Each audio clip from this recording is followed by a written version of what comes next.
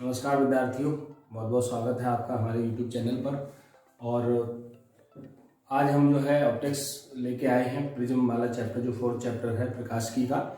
उसमें जो है हमने पिछले वीडियो में आपको डेरिवेशन करा दिए थे और कुछ सवाल आज जो है हम उससे संबंधित कुछ न्यूमेरिकल कराएंगे।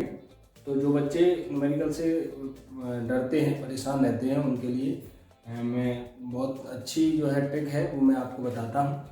तो सबसे पहले इसमें ट्रिक क्या होती है कि जो चीज़ दी है वो पहले लिख लो। सबसे पहले हम जब थ्योरी में पढ़ते हैं तो हमें सब सिंबल के जितने भी सिंबल यूज होते हैं उनके सबका मतलब पता होता है। जैसे इसमें यूज हुआ एन, हम जानते हैं अपवर्तनांक होता है, डेल्टा एम अल्प विचलन होता है, आई आपतन कोण होता है, आर अपवर्तन कोण होता है, प्रिज्म कोण ए होता है। तो ये सारी चीज़ें क्या होती हैं कि हम जब थ्योरी पढ़ते हैं तो उसमें हमें ये बता दिया जाता है और हमें ये कंसेप्ट में ध्यान रखना है कि कौन से सिंबल का क्या मतलब होता है। और उसके बाद हम क्या करते हैं कि वो ही यहाँ न्यूमेरिकल में अप्लाई करते हैं। न्यूमेरिकल जब हम पढ़ते जाएंगे उसमें जो चीज़ दी है वो हम लिखते जाएंगे, उसमें क्या पूछा है वो लिख लेंगे। फिर उसमें कोई ना कोई ऐसी टचिंग जरूर होगी, कोई ना कोई ऐसा मतलब जो है फॉर्मूला जरूर होगा जो उसमें मैच करेगा, उसको लगा के उसको कैलकुलेट करेंगे और हमारा सवाल हल हो जाएगा। ठीक है बच्चों, चलो शुरू करते हैं। तो ये आपके सामने जो है हमने दो न्यूमेरिकल लिख रखे हैं, बहुत ही सिंपल हैं, अच्छे सवाल हैं। ये ऊपर वाला कई बार आया भी है बोर्ड की। तो चलो शुरू करते हैं। तो पहला है, इसमें दिया है कि 60 अंश के प्रिज्म का पीले रंग का अपवर्तनांक दे रखा है। तो ये प्रिज्म कोण है और प्रिज्म कोण जो होता है वो ए होता है और प्रिज्म कोण ये क्या हो गया 60 अंश। प्रिज्म कोण क्या ए होता है। अपवर्तनांक क्या होता है हमारा एन होता है, हमने पढ़ा है, ये √2 हो गया। अब इसमें पूछा क्या है, एक तो पूछा गया है कि डेल्टा एम क्या होता है और एक आपतन कोण आई क्या होता है और एक अपवर्तन कोण आर क्या होता है। हमें ये 3 सवाल पूछे गए, वेरी सिंपल। चलिए अब हम इसमें इन तीनों में एक सूत्र भी होता है डेल्टा एम बराबर, जैसे आपको पता हो कि एक फॉर्मूला होता है ये डेल्टा एम ए n-1। लेकिन हमने आपको पहले बताया था ये फॉर्मूला तब लगता है जब प्रिज्म कोण ए का मान 5 अंश या 5 अंश से कम हो, यानी प्रिज्म बहुत पतला हो, तब ये सूत्र हम लगाते हैं, अन्यथा ये सूत्र नहीं लगेगा। फिर वही सूत्र लगेगा जो हमें प्रिज्म के अपवर्तनांक का दिया है। तो n = sin delta M plus a/2 और बटे sin a/2, ये वाला फॉर्मूला लगेगा। ठीक है, चलिए तो हम अब सारे वैल्यू पुट कर देंगे। √2 sin डेल्टा एम पता नहीं, ये हमारा 60 है और बटे में इसके 2 होता है, फिर हम बटे लिखेंगे sin 60/2। इसकी जरा सी कैंची मार दीजिए, तो √2 इंटू sin 30 हो गया यहाँ और sin ये जैसा का तैसा हो जाएगा। तो हमने सारी वैल्यू लगा दी और हम फिर इसका मान लगाएंगे। sin 30 का मान जो है वो 1/2 होता है, ये जैसा का तैसा हो जाएगा।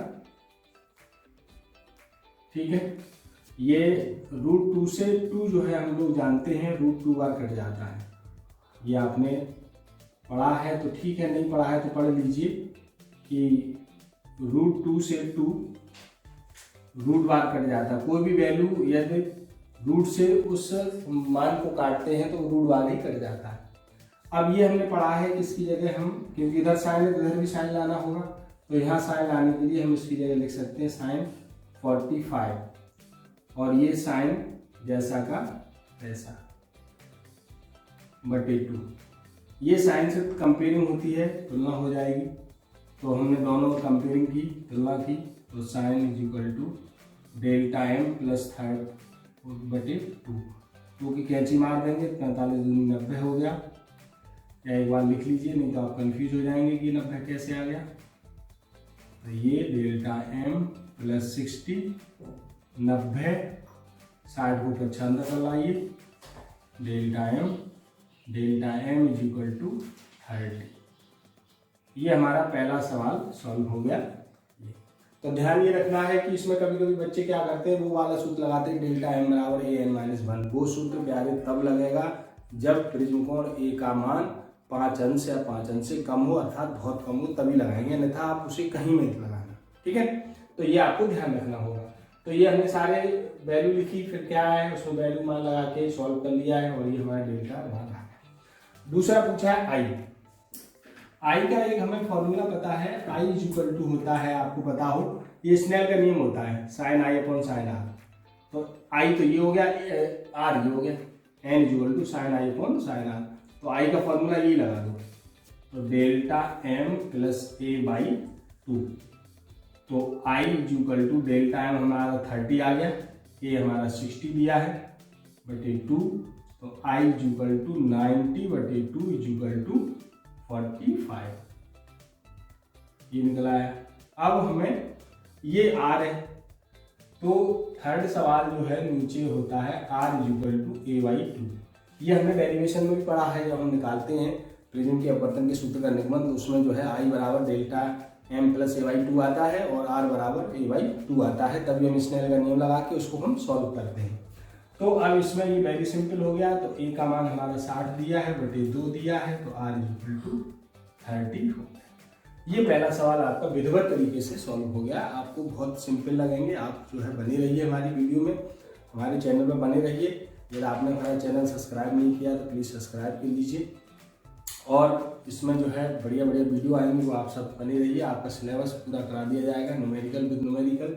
तो आप जो बच्चे न्यूमेरिकल से घबराते हैं वो आप बिल्कुल ना घबराएं, आप जो है हमारी वीडियो देखते रहें, आपको बहुत अच्छी तरह समझ में आएगा। और जो है इसका जो ट्रिक है यही है कि क्या दिया है वो लिखते चलिए, क्या पूछा है वो लिख लीजिए, उनमें कोई ना कोई रिलेशन जरूर होगा। थ्योरी में आपको ये समझना होगा कि किस सिंबल का क्या मतलब होता है, बस ये आपको ध्यान रखना। अब चलिए हम सेकंड पे आते हैं। सेकंड में आपको क्या है, सेकंड न्यूमेरिकल जो है प्यारे वो क्या है कि एक प्रिज्म में से प्रिज्म कोण 5 अंश है। तो प्रिज्म कोण हम लोग जानते हैं कि प्रिज्म कोण ए होता है और वो होता है 5 अंश।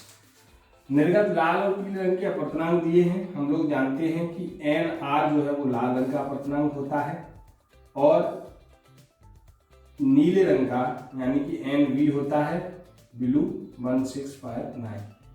और दोनों का विचलन कोण पूछा है, यानी कि दोनों रंग की। तो एक तो हमें एन आर पूछा गया है और एक एन बी पूछा गया है, दोनों रंग का विचलन कोण पूछा गया है। तो ये हमने समझना है, यही थ्योरी में समझना है कि एन आर को रेड रंग का लाल रंग का अपवर्तनांक कहते हैं, एन बी जो भी नीचे लगा देंगे वो रंग का अपवर्तनांक हो जाएगा। एन अपवर्तनांक होता है, डेल्टा विचलन होता है। यानी हमने बी लगा दिया तो वॉयलेट का हो गया, बी ए बी वाला लगा दिया तो ब्लू का हो गया। अब इसमें हमें रिलेशन देखना है, तो रिलेशन हमारा पहले क्या होता है कि एन एम बराबर ए एन माइनस 1 होता है। ये क्या है, फॉर्मूला है। अब आप सोचेंगे कि ये वाला सूत्र क्यों लगा रहे हैं, ये क्यों नहीं लगाया, ये वाला क्यों लगा रहे, ये क्यों नहीं लगाया। तो हमने आपको बताया था कि यदि ए का मान 5 या 5 से कम है तो फिर ये नहीं लगेगा, फिर यही लगेगा। तो प्रिज्म कोण यहाँ कितना है 5 अंश, तो फिर ये फॉर्मूला नहीं लगेगा, फिर यही वाला लगेगा। चलिए पहली बात करते हैं हम लाल रंग के लिए। लाल रंग के लिए तो हम यहाँ पर एन आर लगा देंगे। ए हमने पहले ही बताया नहीं बदलता है, ये -1। ध्यान ये रखना है कि आपको यानी कि प्रिज्म कोण किसी भी रंग के लिए नहीं बदलता है, केवल क्या होता है कि वो जो है प्रिज्म कोण सभी रंगों के लिए ए सबके लिए सेम रहता है। चलिए अब हम यहाँ पे मान लगा देंगे, वैल्यू पुट कर देंगे। तो वैल्यू पुट करेंगे, ए का मान हमारे 5 दे रखा है, 1.641 ये इसका मान दे रखा है, 1 को माइनस कर देंगे तो ये 0.641 हो जाएगा। इसका हम जब मल्टीप्लाई करेंगे तो 5 एकम 5 जो 20, 30 और 2 32, ये हमारा आ गया। ठीक है, अब हम क्या करेंगे, सेकंड निकालेंगे एन बी के लिए, डेल्टा बी के लिए। तो A R A N B -1, तो delta B is equal to A हमारा है 5 अंश, 1.65 ये एन बी है, -1 कर देंगे तो delta B is equal to 5 into 0.659, इसमें मल्टीप्लाई कर दीजिए 5 का, 43 की 5 हासिल 4, 5 और 20, 55 25 और 4 29, 36 32, ये आपका ठीक। अब ये हमारे दोनों क्वेश्चन हल हो गए, हमने सूत्र लगा दिए और इसमें यही समझना है प्यारे कि क्या दिया है, क्या पूछा है, कौन सा फॉर्मूला कब लगेगा। इसमें यही ध्यान रखना है कि यदि ए का मान 5 से कम है तो यही लगेगा, ज़्यादा है तो ऊपर वाला फॉर्मूला लगेगा। अब मान लीजिए इसी में एक और क्वेश्चन पूछा जाता है आपको, क्या थीटा, ये होता है कोणीय बल विक्षेपण। क्या होता है ये? कोणीय बल विक्षेपण। तो थीटा का एक फॉर्मूला हमने पढ़ा है कि डेल्टा बी माइनस की डेल्टा आर, ये हमने क्या पढ़ा सूत्र। यह बॉयलेट होता तो बॉयलेट माइनस रेड हो जाता, क्योंकि सबसे ज़्यादा जो है विचलन वो होता है बॉयलेट का, उसके बाद फिर रेंडो को फिर ब्लू आता है, तो ब्लू और रेड में तो यानी कम में से ज़्यादा में से कम वाला घटाया जाता है। ठीक है, तो अब हम यहाँ से निकालेंगे कि b का मान देखो हमने निकाला है, ये है 3.25 और इसका मान तो 5, माइनस कर देंगे तो 0 बचा, 9 बचा, 0.0, ये हमारा क्या आ गया, कोणीय वर्ण विक्षेपण आ गया। ठीक है, तो ये कुछ जो है फॉर्मूले हैं, कुछ न्यूमेरिकल हैं, आपको घबराना बिल्कुल नहीं है। आप बस क्या दिया है, क्या लिखा है, बस उसके सिंबल आपको समझ में आने चाहिए, कौन सा सिंबल का मतलब क्या होता है किस चैप्टर में से। अब एक सिंबल के कई मतलब होते हैं, वो आपको ध्यान रखना है किस चैप्टर में किस सिंबल का क्या मतलब हुआ है। ठीक है, तो इस तरह करके ये हमारा दो हमने सवाल आपको करा दिए। ऐसे ही सारे सवाल हैं, कोई बहुत ज़्यादा कठिन नहीं, बहुत सिंपल है। आप पढ़ते जाइए, नोट करते जाइए, क्या पूछा क्या दिया है उसमें, फॉर्मूले लगाइए और आपका सॉल्व करके आंसर निकाल लीजिए। ठीक है, आगे कुछ और न्यूमेरिकल कराएंगे, वो हम अगली वीडियो में बताएंगे। तब तक के लिए नमस्कार, धन्यवाद।